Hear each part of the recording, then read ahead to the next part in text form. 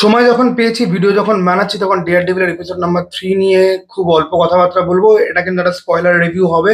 ওকে, তো যারা দেখোনি তারা দূরে থাকো, আর যারা দেখে ফেলেছো তারা অবশ্যই। তো 2 নম্বর এপিসোডের শেষে যেটা নিয়ে আমি সব থেকে বেশি এক্সাইটেড ছিলাম, যে ডিয়ার ডেভিল কি এই করাপ্টেড পুলিশ অফিসার দুজনকে কি মেরেই ফেললো, এদের মধ্যে একজন কি মরে গেল, তাহলে তো ডিয়ার ডেভিল কেস খাবে। এবং এটা নিয়ে আমি খুব এক্সাইটেড ছিলাম। আমার এক্সাইটমেন্টে জল পড়ে যায় এপিসোড 3 এর ঠিক শুরুতেই।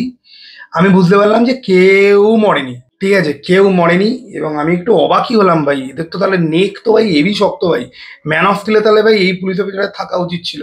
সুপারম্যান ওর ঘাড়ও ভাঙতে পারতো না, এত কন্ট্রোভার্সি হতো না। যাই হোক, তারপরে এপিসোডটা একটা কোর্ট রুম ড্রামার দিকে চলে যায়। এবং যেটা আমি এক্সপেক্টই করিনি, যে সুপার হিরো কেন কেন একটা লোক মুখোশ পরে মানুষকে বাঁচাতে যায়, এই যে কম্পালশনটা, এটা কোথ থেকে আসে? যুগ যুগ ধরে অনেক জিনিসপত্র দেখানো হয়েছে, বাট এই কোয়েশ্চেনে কিন্তু খুব বেশিবার ফেরত যাওয়া কিন্তু হয়নি। পানিসারের প্রথম সিজনের 11 নম্বর এপিসোড অথবা 9 নম্বর এপিসোডে এইটার ব্যাপারে একটা টাচ অন ছিল, কিন্তু সেটা পানিসারকে সেন্টার করে। এইখানে যে একটা মুখোশ মানুষ কেন ফিল করে যে সে মুখোশ পরে মানুষকে উদ্ধার করতে যাবে, এবং সেটা যেভাবে আসে সেটা জাস্ট ব্রিলিয়ান্ট। আমরা দেখতে পাই যে হেক্টরকে পুরোপুরি ফেসে গেছে, এবং এই কোয়েশ্চেনটা করাই হচ্ছে না যে হেক্টর যদি পুলিশ অফিসার দুটোকে এমনিও অ্যাটাক করে থাকে, সে এমনি এমনি সে কেন অ্যাটাক করবে? যখন সে কোন রকম স্যুট ফুট পরে যখন সে ছিল না, সে তো পাগল নয়, সে তো ড্রাগ নেয়নি, তাহলে তো সেটা এভিডেন্সের মধ্যে আসতো। তাহলে হঠাৎ করে অ্যাগ্রেসিভলি সে দুটো পুলিশ অফিসারকে কেনই বা অ্যাটাক করলো? আর তারা দুজন কেনই বা ওই অ্যাবান্ডন রেলওয়ে স্টেশনে ওই সময় কি করছিল? কোন বালটা তারা ছিটছিল? এই কোয়েশ্চেন দুটোতে আসা হয় অনেক পরে এবং অনেক ড্রামাটিক ওয়েতে। এবং যেটার জন্য আমি প্রথম দিকে কনভার্সেশন এনজয় না করলে পরেও তারপর আমি করতে থাকি। এবং মাঝখানে টুইস্টের মধ্যে একটা রাখা হয় যে যেই লোকটাকে ও অ্যাকচুয়ালি বাঁচিয়েছে, তাকে ডিয়ার ডেভিলরা সিকিউর ভাবে রেখেছে, তাকে কোর্ট অব্দি নিয়ে আসা হয়েছে, রাস্তায় পুলিশ আটকেছে জেনে বুঝে। পুলিশ অফিসারদের মধ্যে একজনের ঘাড়ে আমরা আবার সেই পানিশারের ট্যাটু দেখতে পাই, এবং পুলিশের অনেক রকম বালচালামি সত্ত্বেও কিন্তু নিয়ে আসতে পেরেছে কোর্ট অব্দি। কিন্তু কোর্ট এসে সে তার বয়ানটা বদলে দিল, ঠিক আছে। এবার এই পয়েন্ট থেকে আমি ভাবছিলাম যে এটা ভাই ড্রামা বিল্ড আপের জন্য হচ্ছে, কিন্তু ড্রামাটা রিজলভ যেভাবে হলো সেটা ভাই অত্যন্ত ইমোশনাল। ডিয়ার ডেভিল যেইটা বলেছিল যে আমি বলবো না যে হেক্টর আয়লা হোয়াইট টাইগার, সেইটাকেই তুরুপের তাস করে যেইভাবে, এবং তারপরে যে জিনিসটা হলো যে হোয়াইট টাইগার এতদিন অব্দি যাদেরকে বাঁচিয়েছে, তারা সবাই এক এক করে কোর্টে এসে বলছে যে হোয়াইট টাইগার তাদের জীবন কিভাবে চেঞ্জ করেছে, কাউকে বাঁচিয়েছে, কাউকে উদ্ধার করেছে, এবং তাদের মধ্যে পুলিশ অফিসারও রয়েছে, ঠিক আছে। তো ভাই দুর্দান্ত ইমোশনাল, এবং একটু লজিকের হেরফের আছে, কিন্তু still it is one of the most emotional super hero content I am seeing in a long time, ঠিক আছে।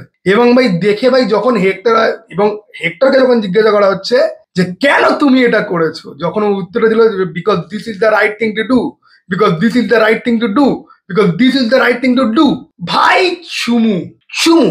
আর তারপরে আমি যখন জানতে পারলাম যে হেক্টর আয়লার চরিত্রে যে অভিনেতা অভিনয় করছে সে মারা গেছে, আই ওয়াজ শ্যাটার্ড। লাইক ভাই ভাই বোকাচোদামি হচ্ছে নাকি ভাই? এপিসোডটা দেখে আমি এত ইমোশনাল ছিলাম, তারপরে যখন দেখছি ফেসবুকে আসছে যে এই অ্যাক্টর মারা গেছে, ভাই I was shattered like anything.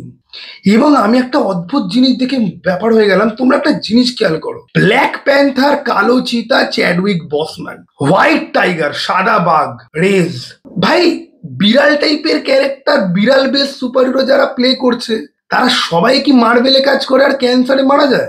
আমি এটা দেখে না আই ওয়াজ কাইন্ড অফ, আমি না রেডি ছিলাম না, জানো তো। আমি যখন এটা দেখলাম না, কি হলো।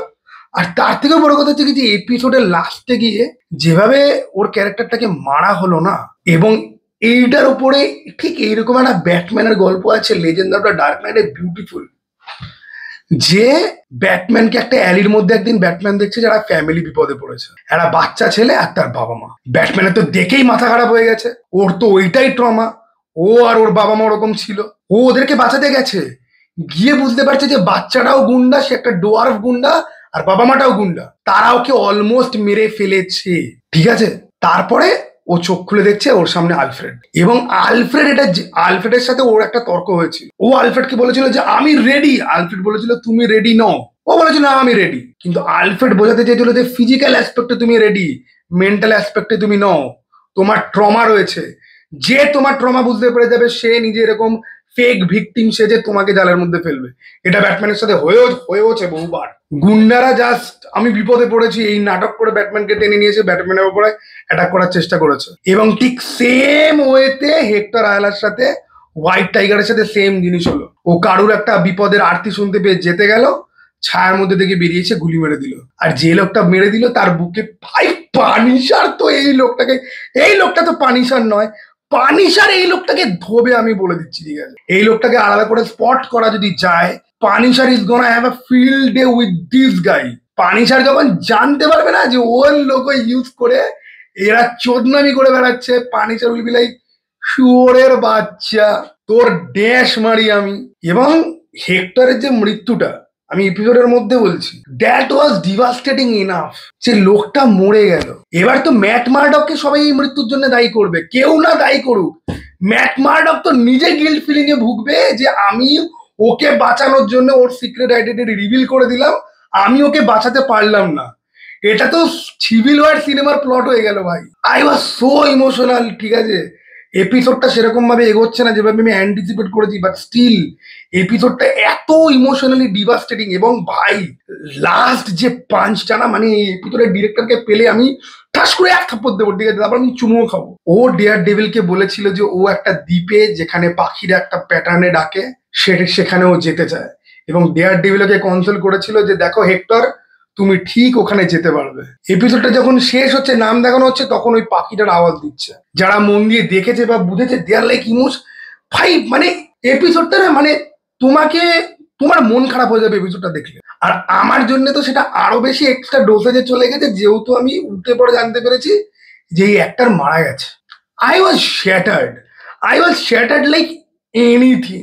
মানে লং টাইমে আমি এরকম বোধহয় দুঃখ পেলাম কোনো কিছুতে জেনুইনলি, যে ভাই এটা কি ছিল ভাই, এটা কি ছিল ভাই, এটা কি হলো। বাট এনিওয়ে, ছোটটা ভাই আবার যেমন দেখা ভাই। হুম।